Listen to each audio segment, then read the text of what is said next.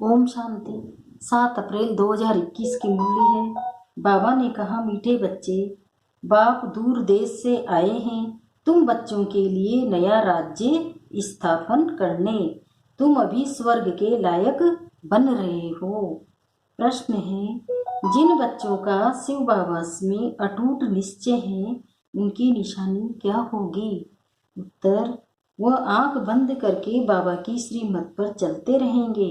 जो आज्ञा मिले कभी ख्याल भी नहीं आएगा कि इसमें कुछ नुकसान न हो जाए, क्योंकि ऐसे निश्चय बुद्धि बच्चों का रेस्पॉन्सिबल बाप है।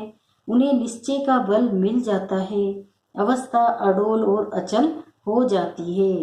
गीत है, तुम ही हो माता तुम ही पिता हो। ओम शांति। ये महिमा किसकी सुनी, जिसको सिवाय तुम बच्चों के दुनिया में और कोई जानते नहीं। ये है ऊंच से ऊंच बाप की महिमा। बाकी जिसकी भी महिमा करते हैं वो फालतू हो जाती है। ऊंच से ऊंच एक ही बाप है, लेकिन बाप की पहचान कौन देवे? खुद आकर आत्मा की और अपनी पहचान देते हैं। कोई भी मनुष्य को आत्मा की भी पहचान है नहीं। भल कहते हैं महान आत्मा, जीव आत्मा। शरीर जब छूट जाता है तो कहते हैं आत्मा निकल जाती है। शरीर मुर्दा हो जाता है। आत्मा अविनाशी है, वह कभी खत्म नहीं होती। आत्मा जो स्टार मिसल है वह अति सूक्ष्म है, इन आंखों से देखने में नहीं आती है। कर्तव्य सब आत्मा करती है, परंतु घड़ी घड़ी देह अभिमान में आ जाते हैं तो कहते हैं मैं फलाना हूँ, मैं ये करता हूँ। वास्तव में करती सब आत्मा है। शरीर तो आर्गन्स है। ये साधु आदि भी जानते हैं कि आत्मा बहुत सूक्ष्म है, जो भ्रकुटी के बीच में रहती है, परंतु उनको ये ज्ञान नहीं है कि आत्मा में ये पाठ बजाने के संस्कार है। कोई कहते हैं आत्मा में संस्कार होते नहीं, आत्मा निर्लेप है। कोई कहते हैं संस्कार अनुसार जन्म मिलता है। मतभेद बहुत है। ये भी किसी को पता नहीं है कि कौन सी आत्माएं 84 जन्म लेती है। तुम जानते हो कि सूर्यवंशियों को ही 84 का चक्र लगाना पड़ता है। आत्माएं 84 का चक्र लगाए पतित बनती है। उनको अब पावन कौन बनाए? पतित पावन ऊंच से ऊंच एक ही बाप है। उनकी महिमा सबसे ऊंच है। 84 जन्म सब तो नहीं लेते, पीछे आने वाले तो 84 जन्म ले न सके। सब इकट्ठे तो नहीं आते हैं। जो पहले पहले सतयुग में आएंगे, सूर्यवंशी राजे व प्रजा, उन्हों के 84 जन्म होते हैं। पीछे तो मनुष्य की बहुत वृद्धि होती है ना, फिर कोई के 83, कोई के 80 जन्म होते हैं। वहाँ सतयुग में तो पूरी 150 वर्ष आयु होती है। कोई जल्दी मर न सके। ये बातें बाप ही बेट समझाते हैं। अब कोई परम पिता परमात्मा को नहीं जानते हैं। बाप कहते हैं कि जैसे तुम्हारी आत्मा है वैसे मेरी भी आत्मा है। तुम सिर्फ जन्म मरण में आते हो, मैं नहीं आता हूँ। मुझे बुलाते भी तब हैं जब पतित बनते हो, जब बहुत दुखी हो जाते हैं तब बुलाते हैं। इस समय तुम बच्चों को शिव बाबा पढ़ा रहे हैं।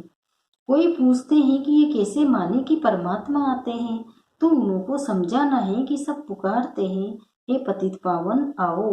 अब वह है निराकार, उनको अपना शरीर नहीं है, आना भी है पतित दुनिया में, पावन दुनिया में तो नहीं आएंगे। ऐसे समझाना चाहिए। ये भी समझाना है कि परमात्मा इतना छोटा है जैसे आत्मा छोटी है, परंतु वह है मनुष्य का बीज रूप, नॉलेजफुल।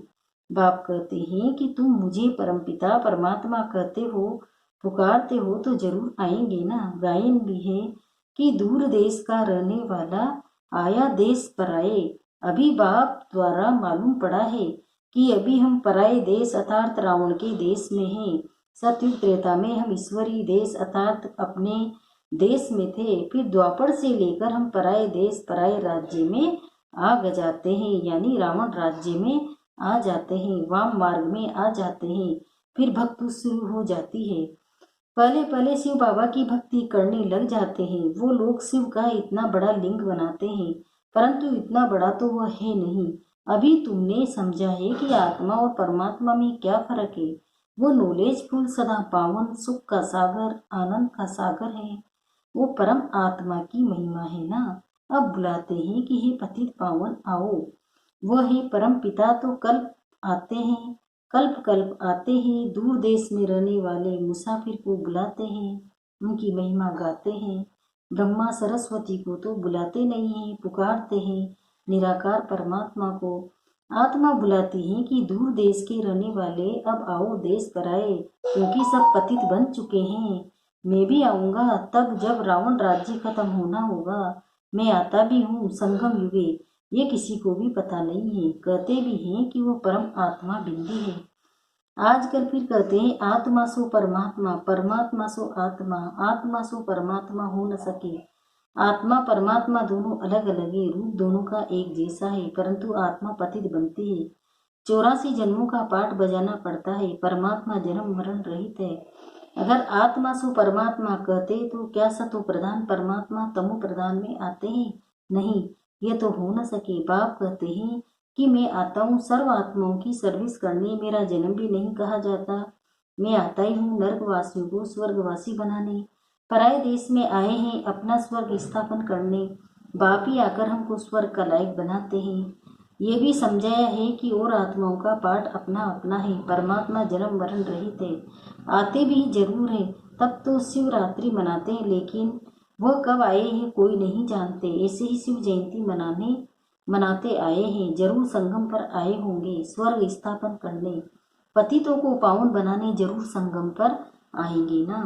पावन सृष्टि है स्वर्ग, कहते हैं पतित पावन आओ। फिर जरूर पतित दुनिया के विनाश का समय होगा, तभी पावन दुनिया स्थापन करेंगे।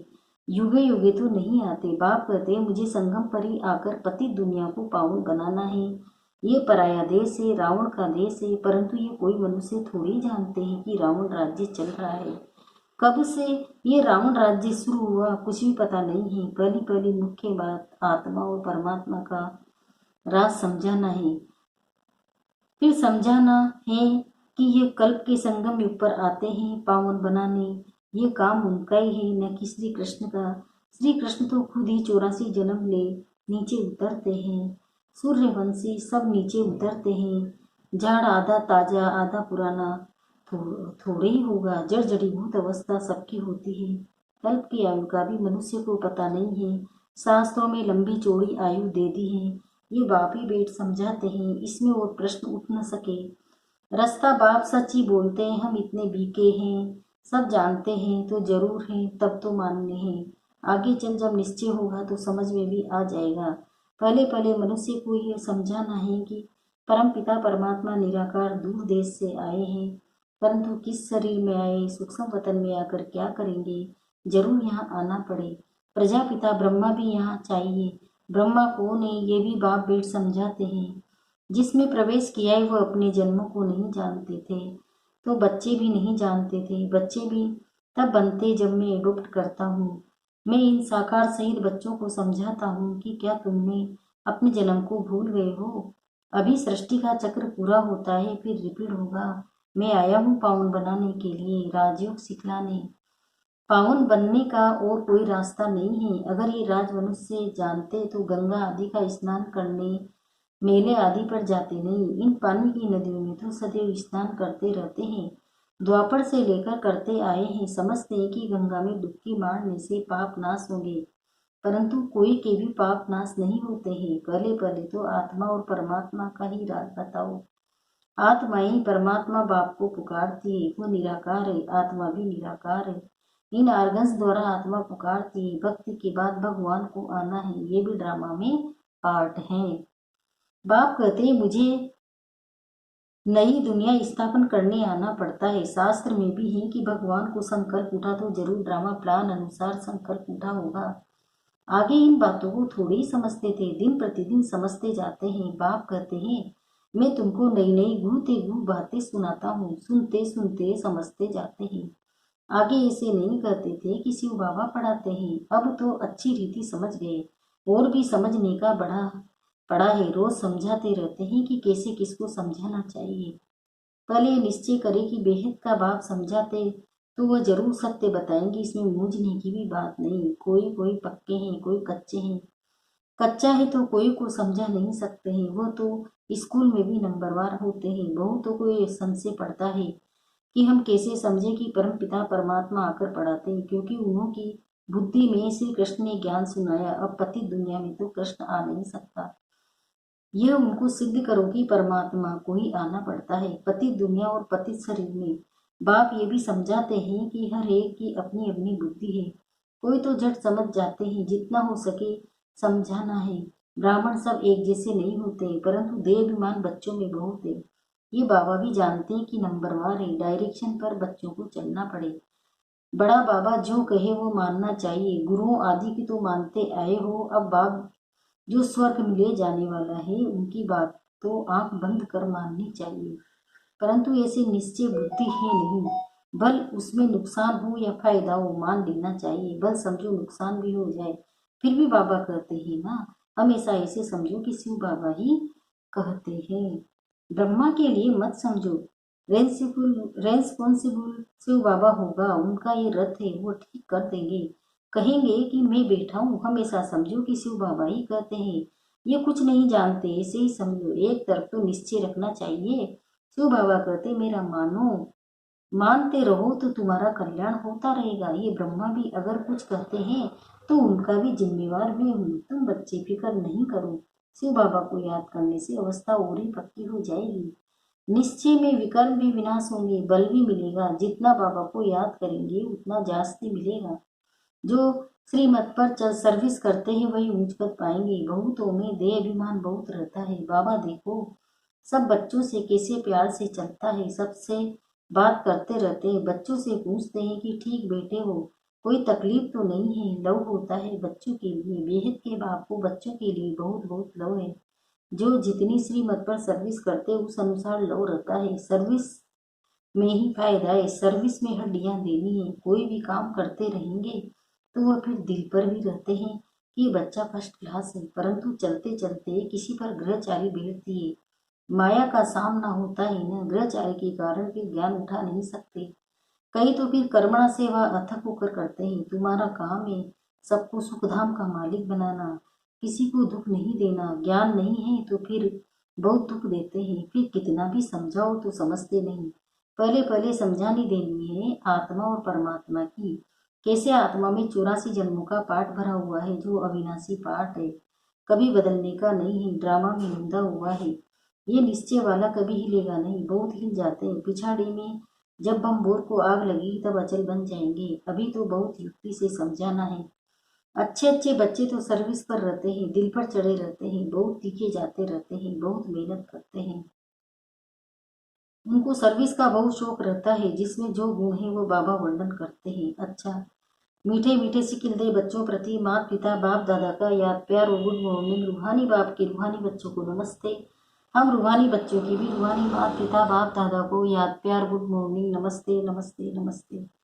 शुक्रिया बाबा शुक्रिया, आपका पद्मा पदम शुक्रिया। धारणा के लिए मुख्य सार है, पहला है सर्विस में हड्डियां देनी है, किसी भी बात में संशय नहीं उठाना है, सबको सर्विस से सुख देना है, दुख नहीं। दूसरा है निश्चय के बल से अपनी अवस्था को अडोल बनाना है। जो श्रीमत मिलती है उसमें कल्याण समाया हुआ है, क्योंकि रेंसिबल बाप है, इसलिए फिक्र नहीं करना है। वरदान सहयोग को नेचर और नेचुरल बनाने वाले हर सब्जेक्ट में परफेक्ट भव। अब इसका विस्तार बता रहे बाबा। जैसे बाप के बच्चे हो, इसमें कोई परसेंटेज नहीं है। ऐसे निरंतर सहज योगी व योगी बनने की स्टेज में परसेंटेज खत्म होनी चाहिए, नेचुरल और नेचर हो जानी चाहिए। जैसे कोई की विशेष नेचर होती है, उस नेचर के वश न चाहते भी चलते रहते हैं, ऐसे ये भी नेचर बन जाए। क्या करूं, कैसे योग लगाऊं, ये बातें खत्म हो जाए तो हर सब्जेक्ट में परफेक्ट बन जाएंगे। परफेक्ट अर्थात इफेक्ट और डिफेक्ट से परे। स्लोगन सहन करना है तो खुशी से करो, मजबूरी से नहीं। ओम